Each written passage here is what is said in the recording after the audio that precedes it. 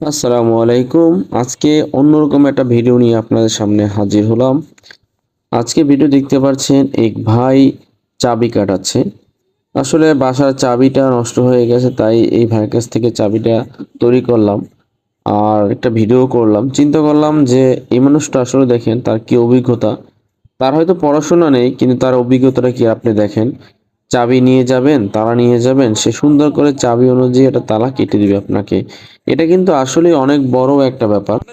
একবার চিন্তা করেন, এরা যদি না থাকতো তাহলে আমরা চাবি কোথায় বানাতাম? তালাটা হয়তো বাদ হয়ে যেত বা ভেঙে ফেলতে হতো।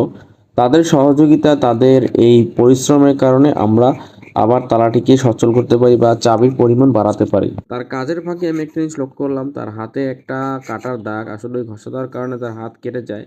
এই জন্য সে প্লাসটা লাগিয়েছে। আসলে কত কষ্ট করা তারা আসলে না দেখলে বোঝা যায় না। ধন্যবাদ ভাই আপনাদের এই কাজের জন্য।